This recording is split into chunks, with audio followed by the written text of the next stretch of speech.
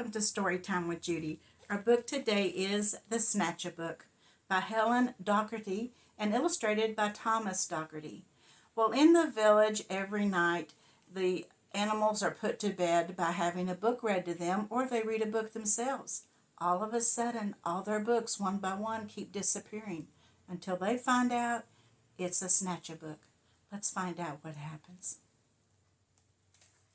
One dark, dark night in Burrow Down, a rabbit named Eliza Brown found a book and settled down when a Snatchabook flew into town. In every house, in every bed, a bedtime book was being read. Tales of dragons spitting flames, witches playing spooky games, pirates on the seven seas, princesses trying to sleep on peas, and every child in every bed listened hard to each word said. Eliza Brown at number 3 was reading quite contentedly. Her curtains opened just a chink, she barely had a chance to blink. Her storybook just disappeared. Eliza found that very weird. The little owls on Mommy's lap were quite surprised to hear a tap against their bedroom window glass. Tap, tap, the noise came really fast. Before they'd even looked around, the book was gone without a sound. The wind blew wild across the sky. The smallest squirrel heard a cry. "What's that?" she whispered to her dad.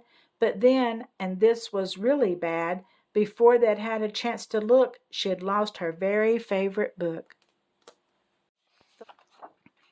And so it went night after night. Books disappeared from left to right. 5 books here and 6 books there. The shelves began to look quite bare. And Burrow Down the rumor spread of book thieves under every bed. Eliza Brown at number 3 was keen to solve the mystery. She planned one night to lie in wait and use a pile of books as bait.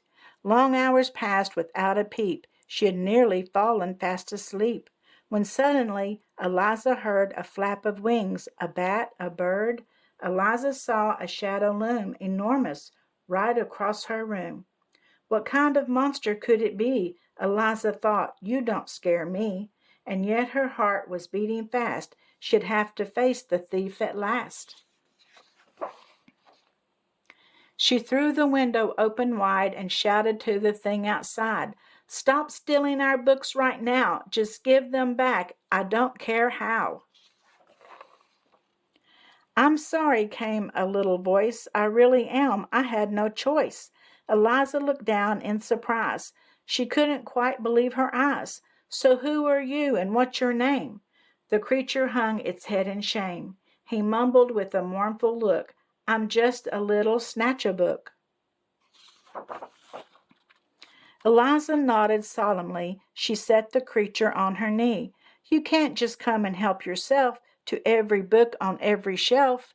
A tear rolled down the creature's eye, and softly he began to cry. "I know it's wrong, but can't you see I've got no one to read to me?" Eliza sighed. He looked so sad.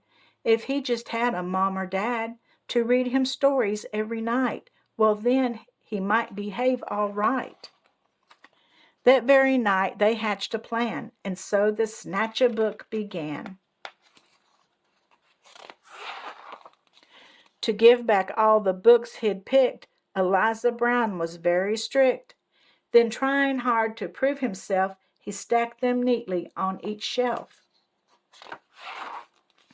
And when he'd made his full amends, Eliza called on all her friends and told them how he'd worked all night to turn a wrong into a right. And now each night in Burrow Down, as darkness falls upon the town, in every house, in every bed, a bedtime book is being read. And if you take a closer look, you might just see the Snatchabook perched happily on someone's bed, listening hard to each word said. Well, the Snatchabook just wanted to read, didn't he? But he really wanted someone to read to him. So it was kind of Eliza to find a way to get their books back, but also help the Snatchabook, right? I hope you enjoyed the story, and we'll see you again tomorrow. And don't forget to like and subscribe.